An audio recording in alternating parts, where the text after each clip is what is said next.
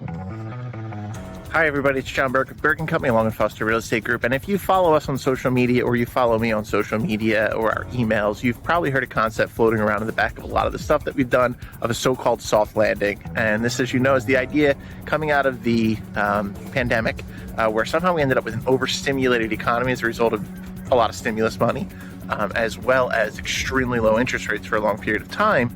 We were left with a big problem of inflation. And the question was, could the Federal Reserve find a way to maybe stop that inflation while also not disrupting the economy so much that you cause a great big recession?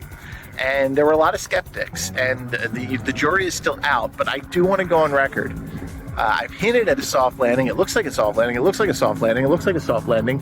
I am in the soft landing camp.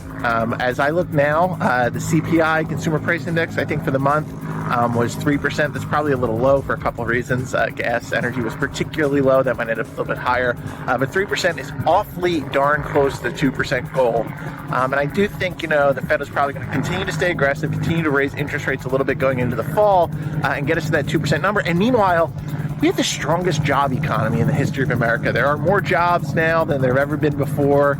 There are more openings than there have ever been before. And this is not a political thing. This has been through, the Trump years and the Biden years, minus those pandemic years in there. Unemployment has been between 3 and 4% forever. It's wild. It's absolutely crazy. And it seems as if they've gotten inflation under control without upsetting them. So there are a lot of people, major analysts like Goldman Sachs have severely lowered the expectation of a possible recession in the next 12 months. And on top of that, it seems to be with people who forecast what will go on with the Federal Reserve and ultimately mortgage rates. There are a lot of people now thinking that towards the spring and summer of next year, mortgage rates might be quite low again. I don't think we're going to see 3%. We might never see 3% again in our lifetimes. But for mortgage rates to be between 4 and 5, some people think it's a real possibility by the time we get to summer next year. And that would really be, this is what so far it's what a soft landing would look like. So the question is if that continues. So next week, I will give a little bit of a counterpoint, but I'm not in that school.